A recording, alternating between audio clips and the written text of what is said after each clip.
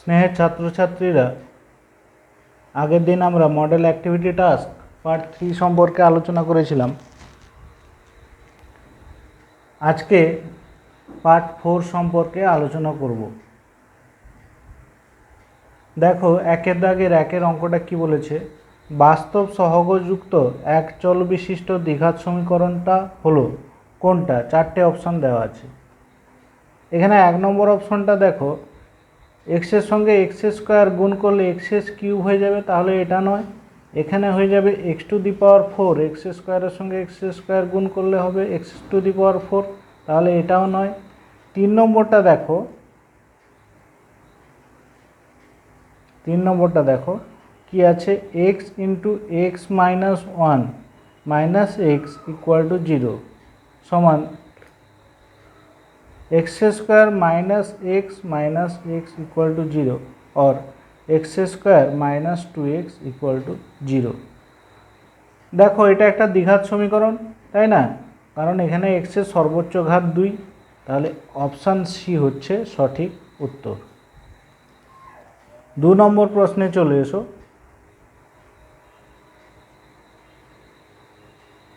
2 নম্বর প্রশ্নে চলে এসো। একটা সমীকরণ দেওয়া আছে, এই সমীকরণটির বীজ দুটা কি কি হবে? 2x minus 2 into x plus 3 equal to 0। দেখো এই সমীকরণে 2x মাইনাস 2 একবার 0 হবে, এখান থেকে কী পাবো? 2x ইকুয়াল টু 2 বা x সমান 2/2 ইকুয়াল টু 1। আরেকটা কী পাবো? x প্লাস 3 ইকুয়াল টু 0, এখান থেকে পাবো x ইকুয়াল টু মাইনাস 3। তাহলে দুটো উত্তর কি কি পেলাম? 1 আর মাইনাস 3। দেখো অপশান সি আছে 1 আর মাইনাস 3। 3 নম্বর প্রশ্ন, বার্ষিক 10% সরল সুদের হারে 50 টাকার 2 বছরের সুদ ওই একই হারে 100 টাকার 1 বছরের সুদের দ্বিগুণ হবে, না অর্ধেক হবে, না 1/4 হবে, না সমান হবে? 3 দাগ।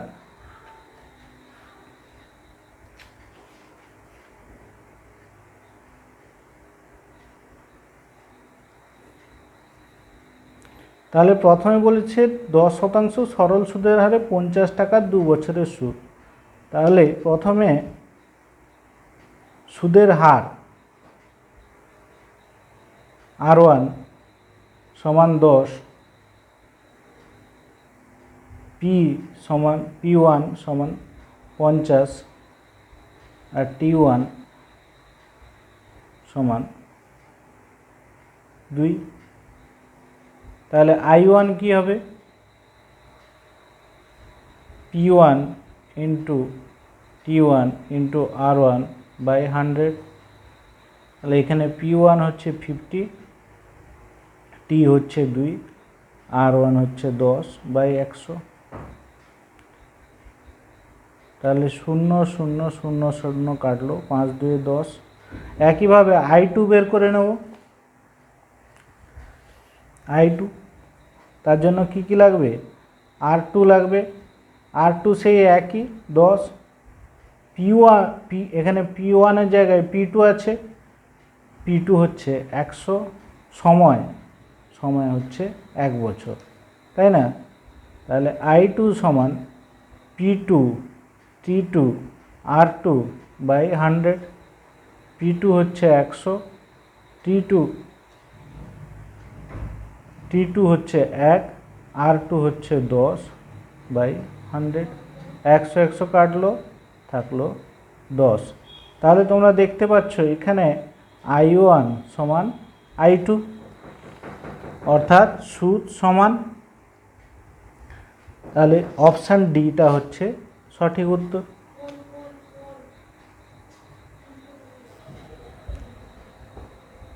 একে 4 দাগেরটা দেখো, বলছে ও কেন্দ্রীয় বৃত্তের পি কিউ এবং আর এস দুটি সমান দৈর্ঘ্যের জ্যা। ও বিন্দু থেকে পি কিউ জ্যায়ের দূরত্ব 8 সেন্টিমিটার হলে ও বিন্দু থেকে আর এস জ্যায়ের দূরত্ব কত হবে? এটা একটা বৃত্ত, পি কিউ আর এস দুটো জ্যা। এবার বলেছে পি কিউ জ্যায়ের দূরত্ব যদি 8 সেন্টিমিটার হয় তাহলে আর এস জ্যায়ের দূরত্ব কত হবে? আমরা জানি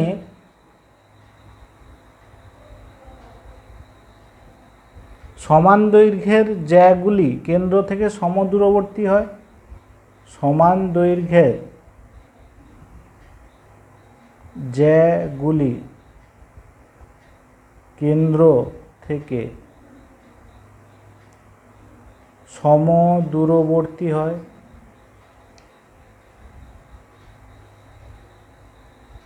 তাহলে এই কেন্দ্র থেকে পি কিউ এর যা দূরত্ব হবে এখান থেকে আর এস এর দূরত্ব তাই হবে। তাহলে ও বিন্দু থেকে আর এস এর দূরত্ব কত হবে? 8 সেন্টিমিটার। অপশান এ সঠিক উত্তর।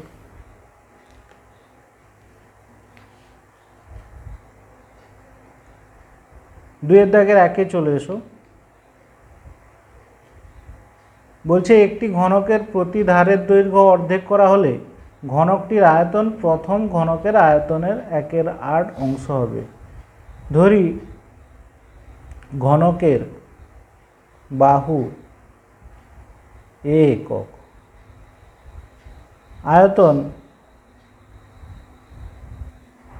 বাহুর হোল কিউব সমান এ কিউব ঘন একক। এখন বলেছে বাহুর দৈর্ঘ্য বা ধারের দৈর্ঘ্য অর্ধেক। এখন বাহু সমান a/2 একক। এখন আয়তন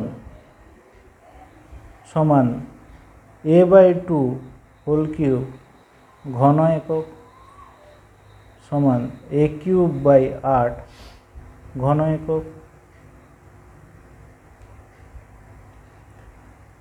তাহলে প্রশ্নে কি বলেছিল? ঘনকটির আয়তন প্রথম ঘনকের আয়তনের 1/8 অংশ। দেখো a³/8 বেরিয়েছে, প্রথম ঘনক কত ছিল? a³ তাই না? তাহলে a³ ইন্টু 1/8 বা প্রথম ঘনকের 1/8 অংশ। তাহলে এই উত্তরটা ঠিক আছে। তাহলে এখানে লিখব সত্য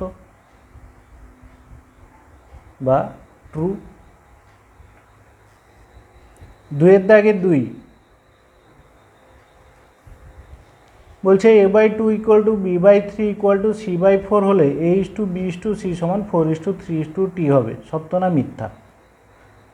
a/2 = b/3 = c/4 সমান k ধরে নাও। তাহলে a সমান 2k, b সমান 3k, c সমান 4k। অনুপাত করলে কি হবে? a:b:c সমান 2k:3k:4k। কেগুলো বাদ চলে গেলে 2:3:4। এখানে কি দেওয়া আছে? 4:3:2। তাহলে এটা মিথ্যা বা ফলস। দুইয়ের দাগে 3 বলছে আসল পি টাকা বার্ষিক চক্রবৃদ্ধির সুদের হার r% হলে দ্বিতীয় বছরের মূলধন PR/100। আমরা জানি চক্রবৃদ্ধি সুদের ক্ষেত্রে প্রথম বছরের শেষে যেটা সুদাসল হয় সেটাই দ্বিতীয় বছরের প্রথমে মূলধন হয়। তাহলে আসল সমান পি টাকা, চক্রবৃদ্ধি সুদের হার r%, সময় n সমান 1 বছর।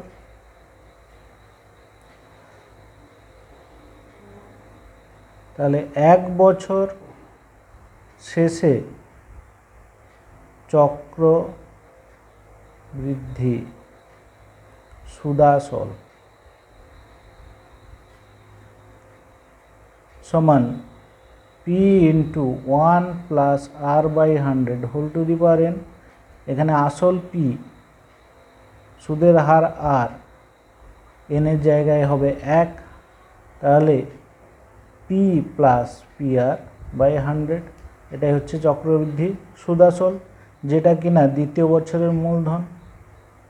তাহলে দ্বিতীয় বর্ষের মূলধনটা কি বেরালো, পি প্লাস পিআর বাই 100, অথচ এখানে দেওয়া আছে শুধু পিআর বাই 100, তাহলে এটা ভুল বা মিথ্যা।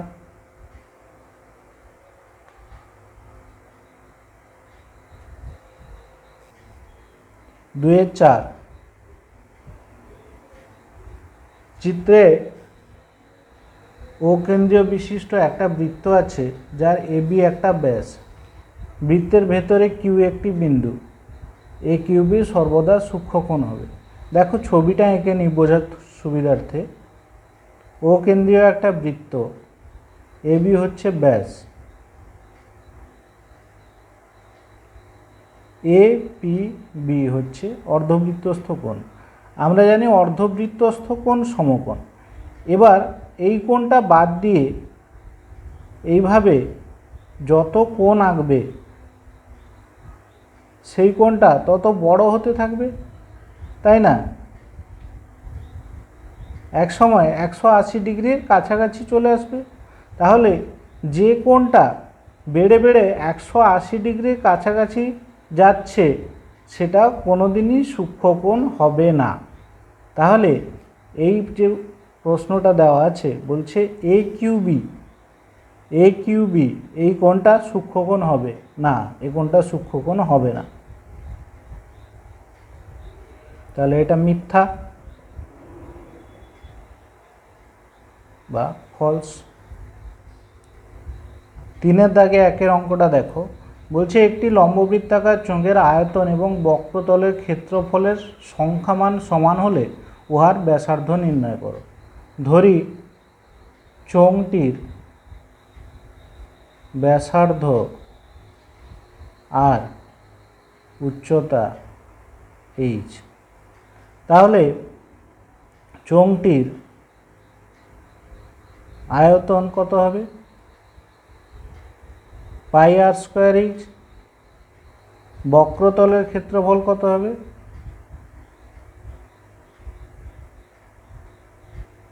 2 পাই আর এইচ। শর্তানুসারে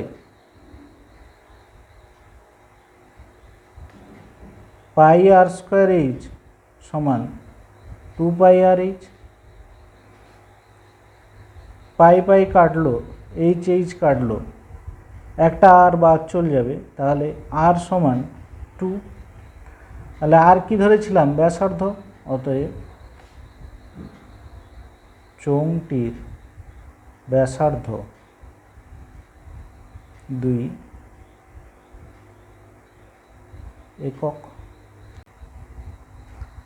3-এর 2-এর অঙ্কটা দেখো,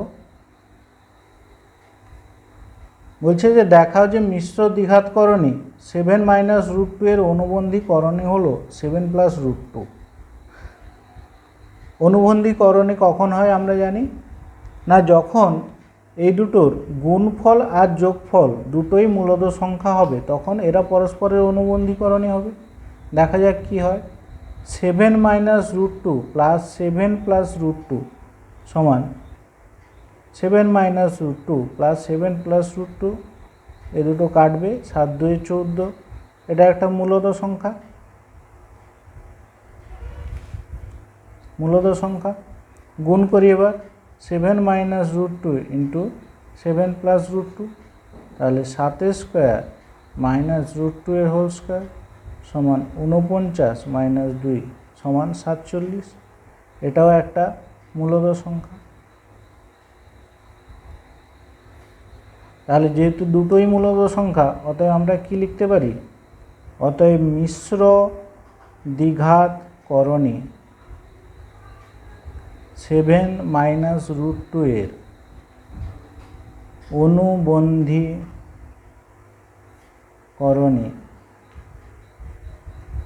7 প্লাস রুট 2। 4-এর দাগেরটা দেখো, 4-এর দাগে বলেছে যুক্তি দিয়ে প্রমাণ করো যে বৃত্তস্থ চতুর্ভুজের বিপরীত কোণগুলি পরস্পর সম্পূরক। এটা একটা উপপাদ্য। কোন উপপাদ্য বলো তো, উপপাদ্য 38 বইতে পেজ 164-এ পেয়ে যাবে। এই উপপাদ্যটা মুখস্থ করে খাতায় লিখে দিও। মডেল অ্যাক্টিভিটি টাস্ক 4 এখানেই শেষ হলো। তোমরা যারা মডেল অ্যাক্টিভিটি 3, 2, 1 এগুলো দেখোনি সেগুলো সব চ্যানেলের প্লেলিস্টে পেয়ে যাবে। চ্যানেলটা সাবস্ক্রাইব করে রাখো অন্যান্য আপডেট পাওয়ার জন্য। ভালো থেকো তোমরা।